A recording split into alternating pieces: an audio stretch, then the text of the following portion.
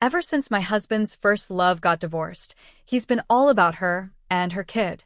He stopped picking up our daughter from school. He doesn't read her bedtime stories anymore. On the day our daughter had an accident, he was at Disney with his first love's kid. The day our daughter died, Larry was at Disney with them too. I called him crying, but he hung up on me. When they brought our daughter out of the ER covered in a white sheet, Larry texted me, "Christina, unless you agree to a divorce. Don't bother me. I hate hearing your voice." Get it? I collapsed to the floor. Heartbroken. I get it. Of course I do. He doesn't love me. He never wanted to marry me in the first place. On our daughter's 5th birthday, Larry asked for a divorce because his first love, Helen, was single again. She was living a tough life with her kid, and Larry wanted to give them a home. It's ridiculous. Doesn't Dora need a complete family too? I didn't agree. Larry was so mad that he threw his dinnerware. He said coldly, "Christina, if you hadn't gotten me drunk back then, there wouldn't be a Dora. This marriage is stolen by you. Do you want to destroy my life forever?" It stung. But I forced a smile and said if a man is truly drunk, he won't react. Don't blame your weak will. If you weren't willing, how could I have forced you? Rage filled Larry's eyes. It's because you seduced me. How else could I be interested in you? I shook with anger. Pain screamed from every cell in my body. Larry and I grew up together. I had a crush on him for years. But he only had eyes for Helen when she left him for someone else. I stayed by his side through the toughest times. One night, 6 years ago, after I helped him home drunk, I tried to steal a kiss, but he grabbed me and kissed me deeply. When I asked if he knew who I was, he whispered my name, Christina. He knew I thought I finally made it, but the next day he said it was a drunken mistake. If it weren't for me getting pregnant with Dora, he wouldn't have married me. He doesn't love me. I foolishly believed I could change his mind someday. But I overestimated myself. In the end, I lost everything miserably. For 6 years, he was lukewarm to me, but at least an okay dad to Dora. Now, he's about to leave Dora for Helen and her kid, who isn't biologically his. I couldn't accept it. Sniffling, I held back tears and said, "Larry, I won't divorce you. Go ahead and stay with Helen. If you're not afraid, she'll be seen as the other woman." His anger flared, and he slapped me hard. "Christina, how can you be so vile?" he shouted. The pain spread from my cheek to my heart, eating away at my nerves. I staggered and took a step back then. I heard Dora crying from the bedroom door. Daddy, don't hit Mommy. Stop fighting. Larry froze. I rushed to hug Dora. It's okay, sweetie. Daddy and Mommy aren't fighting. Just as Larry was about to comfort her, his phone rang. It was Helen. Her daughter was sick and needed a ride to the hospital. Without hesitation, Larry was leaving. Dora clung to his shirt and pleaded, "Daddy, don't go. You haven't been home for so long. You said you'd celebrate my birthday." Since Helen came back, Larry's been all about her and her daughter. He stopped picking Dora up from school, telling bedtime stories, and taking her to play. He didn't even come home much. If it weren't Dora's birthday, he probably wouldn't have come at all. Despite her pleading, he left. Dora asked me tearfully, "Mommy, does Daddy not want me anymore?" That question broke my heart. I hugged her tight, choking back my tears, saying, "Of course not. Daddy loves you. He'd never leave you." But I underestimated how much Larry cared for Helen. The next night, my stomach hurt, so bad from my chronic condition that I couldn't stand it. Dora called Larry, crying, "Daddy, Mommy's sick. Can you take her to the hospital?" After a pause, he laughed coldly. "Christina, are you still playing games to trick me into coming home? Your lies are bad enough. Don't teach our daughter to do the same." I could hear Helen in the background. "Larry, Tina won't eat again." Larry's voice softened immediately. "I'll handle it," he said, ignoring Dora and me as he hung up. Now, not just my stomach, but my heart ached to the point of suffocation. I dragged myself up and swallowed some meds. Dora hesitated, asking Mommy, "Who's the lady on the phone?" "Who's Tina?" I didn't know how to explain. How could I tell her that Daddy was leaving us for another woman and her kid? After getting Dora to sleep, even in her dreams, she called out for her daddy. Before falling asleep, I got a video from Helen. In it, Larry handed a peeled apple to Tina, who thanked him with a smile. He stroked her hair, saying gently, "Good girl. Eat more fruit to stay strong."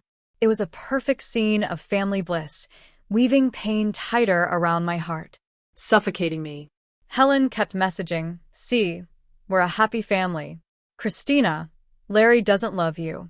If you have any dignity, stop clinging to him. You need to return what you stole." At first, she looked down on Larry for his average background. That's why she dumped him and married a rich guy. Now, after divorcing her financially struggling husband, she's back trying to find successful Larry again. The funny part, Larry still treats her like a queen. In the end, it's just Dora and me who got hurt. About 2 weeks later, I got a sudden call at work from Emily, Dora's kindergarten teacher. The moment I heard Emily's teary voice, my heart sank. She said Dora fell from a slide and hit her head, and she was being rushed to the hospital. Panicking, I hurried to the hospital. Fear took over, and I cried uncontrollably. With shaking hands, I called Larry. In moments like this, I needed someone to lean on. I wish Larry would tell me, "Christina, don't worry. Our daughter will be all right," but every time I called, he coldly hung up. Grief churned in my chest, and I was close to breaking point. The lights in the emergency room went out. I rushed over only to see Dora being wheeled out under a white sheet. I dropped to my knees, pleading with the doctors to save her. All they offered me was their condolences. I no longer had a daughter. My Dora was gone. A notification buzzed on my phone. I looked down and saw a message from Larry. "Christina, unless you agree to a divorce, stop bothering me. I hate hearing your voice." Get it? Almost immediately, Helen sent me a photo. The background was Disneyland. Tina, wearing deer ears, was in Larry's arms, holding cotton candy, smiling broadly. Helen wrote, "Christina, how long are you going to cling to Larry? Can't you see we are a happy family?" Overwhelmed with pain, I wept on the floor. "Larry, rest assured, I won't cling to you anymore." That day, I held Dora's cold body and cried endlessly. My Dora, she was so good, so sweet and understanding, so kind. How could she die if she were alive? Seeing me cry like this, she would hug me tightly and say, "Mom, don't be sad. I'm here with you." Why was fate so cruel to take Dora away? Is this karma? Maybe I shouldn't have pursued Larry, who never belonged to me anyway. If I had turned him down that night, I wouldn't be here now. I cried until the sky lightened with dawn. My eyes swelled up like peaches, and my voice was hoarse. Finally, I sent Larry a message in numb despair. "I agree. Let's get divorced." This time, he called back immediately. He sounded desperate, afraid I'd change my mind. "I'll fly back today. Tomorrow, we'll get the divorce papers. Christina, I'll send you child support every month. I won't neglect you and Dora." Tears flowed uncontrollably. My voice sounded raw and broken. "Larry, there's no need for support. Dora doesn't need your money anymore. She doesn't need your love either." Larry, irritated, "What are you talking about? Even if we divorce, Dora is still my daughter. That will never change." My heart ached fiercely and trembling. I said, "Larry, Dora is dead. You don't have a daughter anymore." He stopped breathing for a moment. After a long silence, he suddenly laughed bitterly, lying to himself, "Christina, are you crazy? I knew you didn't want a divorce. But I didn't think you'd stoop to cursing our daughter, just to trick me into coming home." Even now, he thought I was deceiving him. Immense pain hit me like a tsunami. I screamed through my sobs. "Larry, Dora is dead. Our daughter. She's dead. She's lying in the morgue right now." Larry's breathing turned heavy with fury. "Christina, shut up. Dora couldn't be dead. My daughter is waiting for me at home. She's waiting for me to tell her stories, teach her to draw, play Legos, and take her to the amusement park. How could she be dead?" Turns out he remembers how much Dora longed for him to come home and spend time with her. But what did he do instead on the 16th last month? He promised to join Dora for the parent-child event at her kindergarten. But he bailed because he was busy helping Tina get into a new school that day. Last Saturday, he promised to take Dora on an outdoor trip. He ditched that too, because he went with Helen and Tina to the aquarium to watch dolphins. He knew how disappointed and sad Dora was. Yet, he kept prioritizing Helen and her daughter over her. The pain in my heart intensified. Through gritted teeth, I said, "Larry, you were never fit to be Dora's father." When Larry returned, Dora was already taken to the funeral home. His mother cried into his arms. "Larry, you're finally back. Go see Dora one last time." I looked coldly at pale-faced Larry. He dragged his heavy feet, step by step, slowly moving to Dora's side. His fingers gently brushed Dora's hair. His eyes were bloodshot, his voice nearly choking. "Dora, Daddy is here. Stop sleeping. Open your eyes and look at Daddy, okay? Didn't you want to go to Disneyland? If you wake up now, Daddy will take you right away. I won't break my promise this time." Dora had always wished for her dad to take her to Disneyland, but Larry always said he was too busy, that she had to wait. Yet when Dora died in the operating room, he was at Disneyland with Helen and her daughter. Thinking of this, I couldn't stop shaking. I raised my hand and slapped him twice. "You don't deserve to be Dora's dad. Get out, get out." Larry stood there, pale and hunched, letting me hit and curse him. Larry's mom stepped forward to stop me, who was all emotional. "Christina, we're just as heartbroken as you are about this. Larry loved Dora so much. You shouldn't blame him.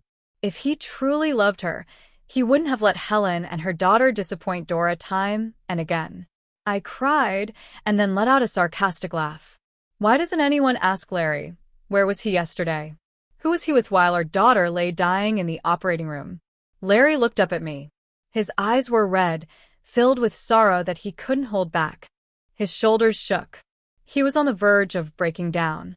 After a while, he dropped to his knees in front of Dora and cried, "Dora, Daddy didn't mean it. I thought there was more time.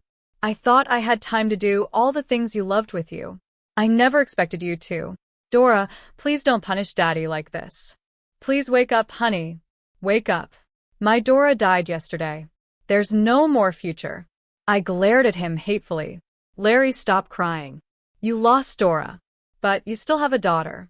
Doesn't Tina call you Daddy, too?" Larry's body went rigid. His eyes filled with deep regret and pain. His lips quivered as he struggled to speak. "I'm sorry, Christina. I'm so sorry. I was wrong. It's all my fault. Please stop. Don't say any more. Larry, from now on, Dora and I don't need your apologies." On the night of Dora's funeral, I held her clothes and curled up on her little bed, sobbing uncontrollably. I thought about Mother's Day this year. She used her chubby little hands to wash and dry my feet. Then she asked in her tiny voice, "Mommy, am I a good girl?" I smiled and tapped her cute little nose. "My Dora is the most well-behaved and adorable girl in the world." She giggled and snuggled into my arms. "Mommy, when I grow up, I can help you with chores." "Dora, my poor baby girl. How could you leave Mommy? How am I supposed to live without you?" In my grief, I clenched my teeth, took a blade, and cut my wrist. The blood flowed crimson red. The overwhelming pain swallowed me whole. "Dora, wait for Mommy. I'll come find you soon." As my consciousness faded, I saw Larry's panicked face.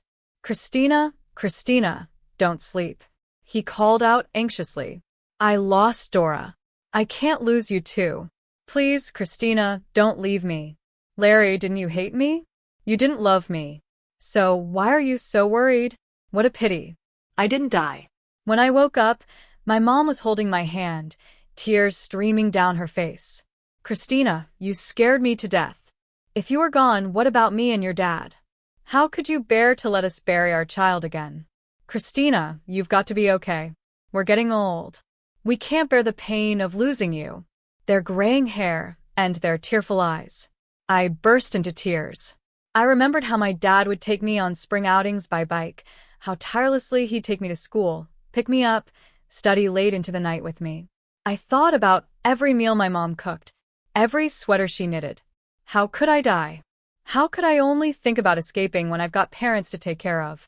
Choking on my tears, I apologized. My mom held me tightly. It's okay, sweetie. No need to apologize. We know you're hurting. We'll always be here with you.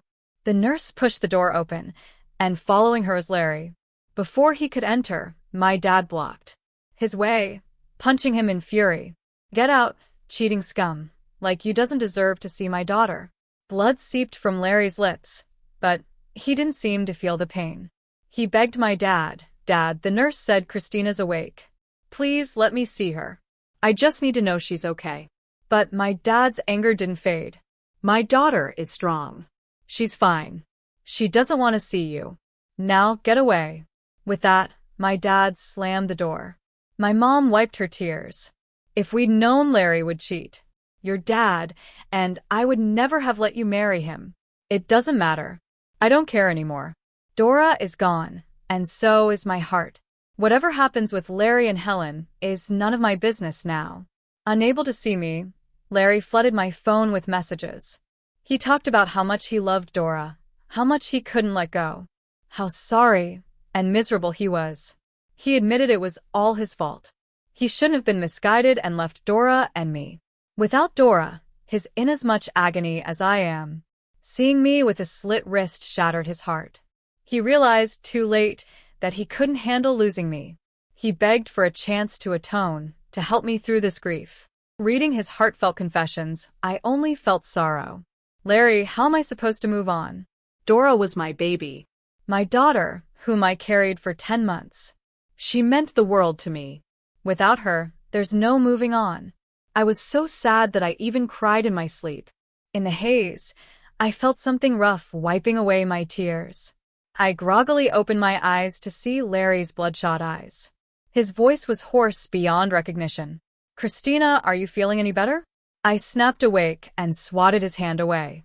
What are you doing here? He looked at me deeply. I'm worried about you.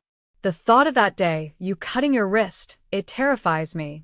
Christina, I'm begging you. Please live on. I won't seek death again, but that's for my parents' sake, not his. My voice was icy. Larry, cut out that lovey-dovey act. It's making me sick. Get out of my hospital room right now. His face was etched with deep sorrow. Christina, you used to love me so much. Can you really push me away? He said. Turns out he knew once upon a time. I had loved him with everything I had, but when did he ever cherish my true feelings? The abrupt ringing of a phone shattered the night. Seeing Helen's name on the screen, he paused. I sneered. Your future wife is calling. You should hurry back to take care of her and your daughter. His face went pale, his lips trembling. Christina, I know I was wrong. I'll cut ties with her completely, I promise. He answered the call. Helen's anxious voice rang out. Larry, Tina had a nightmare. She's crying and won't stop. Could you comfort her? You know she listens to you. The Larry's brow furrowed, his voice as cool as ice. Helen, stop contacting me from now on. After everything, I've realized the one I truly love is Christina. I've hurt her too many times, and I don't want to hurt her anymore. Don't reach out to me again. Helen started crying dramatically. Larry ignored her and hung up the call, then blocked her right in front of me. Christina, I won't see her again. Can we start fresh? Please give me a chance to make it up to you. My heart ached, feeling disillusioned. I asked in despair, start over. Can you bring Dora back to life? His face turned gloomy, eyes full of pain. I looked at him coldly and pointed to the door. If you can't, then leave. He stood up in defeat and stumbled out, looking utterly desolate. After I was discharged, I asked Larry for a divorce. He refused to sign the papers. 2 months ago, he was afraid I'd cling to him. Now, he's the one who won't let go. It's ridiculous.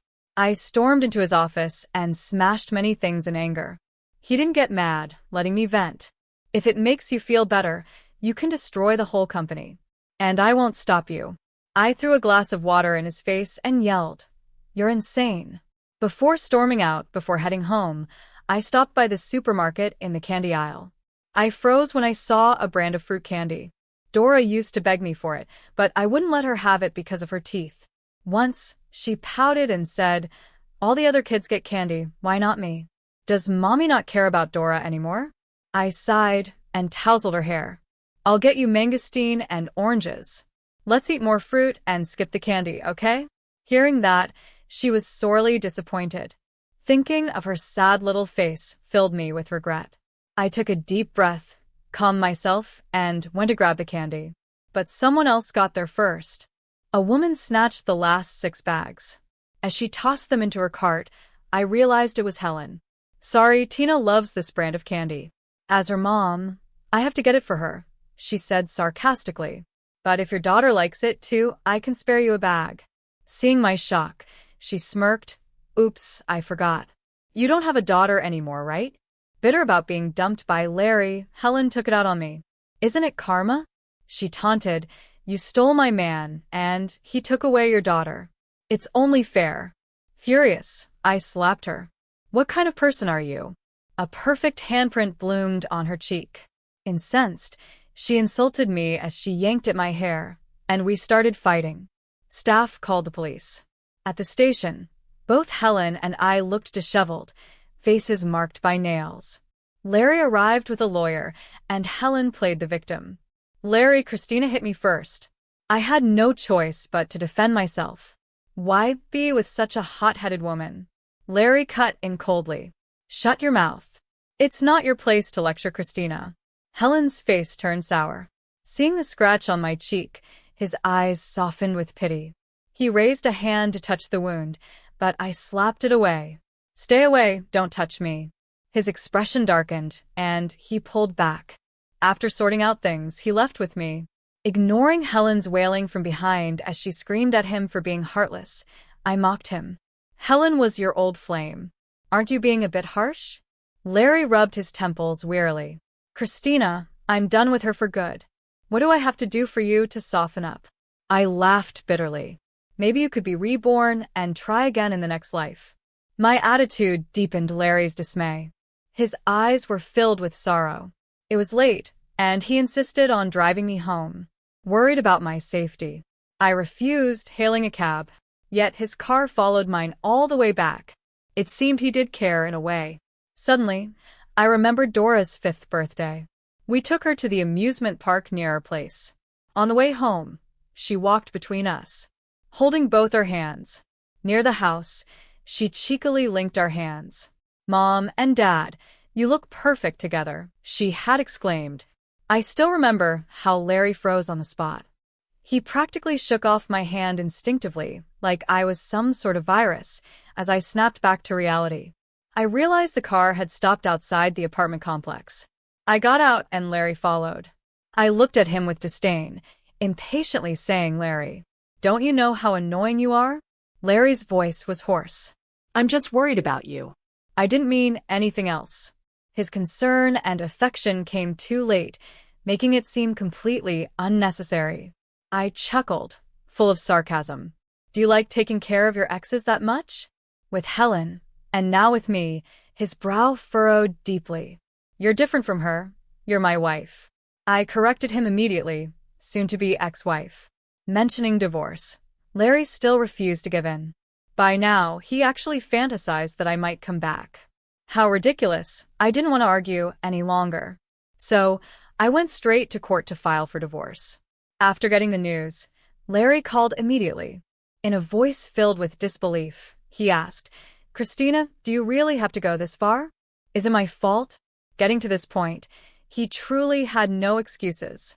When I got home that night, I could see him from a distance, leaning against the wall, looking worn and forlorn. As I got closer, I smelled the strong scent of alcohol. Maybe he'd had too much. His eyes were terribly bloodshot.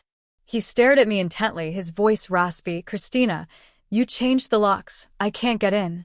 There was even a hint of grievance in his voice. I couldn't help but mock him. You love drama so much. Maybe you should quit being a boss and become an actor. His eyes darkened, and he suddenly took 2 steps forward, embracing me. I spoke coldly, let go, or I'll call the cops. He acted like he didn't understand, muttering, Christina, let's not get divorced, okay? I'm really sorry. Every day, every second. I'm filled with regret and self-blame. I failed you and Dora. I'll change. I really will. From now on, I'll listen to you in everything. Just forgive me this once, will you? How could I forgive? My daughter will never come back. How could I forgive? With all my strength, I pushed him away. He stumbled, falling embarrassingly against the wall. I looked down at him coldly, saying, "Don't disgust me with your so-called deep affection. Larry, I really regret ever loving you. If I could, I'd rather have never met you." Upon hearing this, it was as if the soul was sucked out of him, staring at me blankly, his gaze empty. After a while, he hunched over, covering his face with his hands, and I heard his muffled sobs. I saw tears seeping through his fingers. "Larry, if you knew it would turn out this way, why did you go down this path?" Larry finally agreed to the divorce. But when I got the agreement, I was still shocked. Besides the house, I hadn't expected him to give so many stocks and cash. When signing, his smile was forlorn and bitter. "This seems to be the last thing I can do for you. Christina, from now on, just keep moving forward. There will surely be plenty of wonderful things waiting for you." I didn't say anything more. I lowered my head and signed. After the divorce, life carried on quietly. Every weekend, I'd go to the orphanage as a volunteer. Being around the kids improved my spirits. The sound of their laughter made me feel cheerful.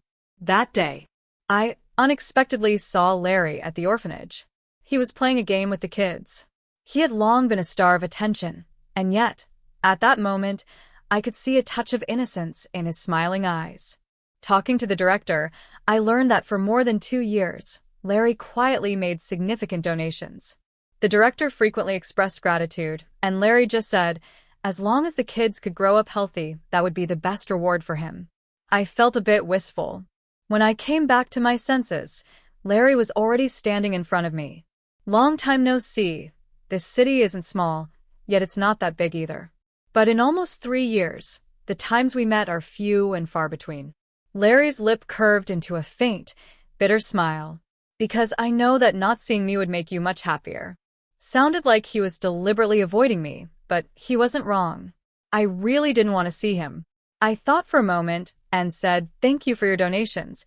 He replied gently, "These kids are lovely. Being with them, life feels easier, so there's no need to thank me. I'm just doing what I can." He really seemed to have changed a lot. Not as sharp as before, more reserved and steady. He tentatively asked Christina, "Can we have lunch sometime?" His eyes hinted with expectation. I shook my head, calmly saying, "I don't have a habit of being friends with exes." His eyes slowly darkened. "I understand. It's okay, as long as you're happy. Don't worry about my feelings. I'm not that fragile." I truly didn't care about his feelings at all. I nodded, said goodbye, and left. The next time I saw Larry was 2 months later. For Dora's 9th birthday, I brought cake and candy to visit her grave. When I arrived, Larry was kneeling in front of Dora's tombstone, his shoulders slightly slumped, his silhouette utterly solitary. In sorrow, "Dora, how are you over there? Daddy misses you, really misses you. Daddy's sorry for everything that happened with you and Mommy. These past years, I often visit Mom secretly. She's always thinking about you. So, please watch over her, wishing her peace and joy in life, okay? It's Daddy's fault. In the next life, Daddy will make it up to you and Mommy."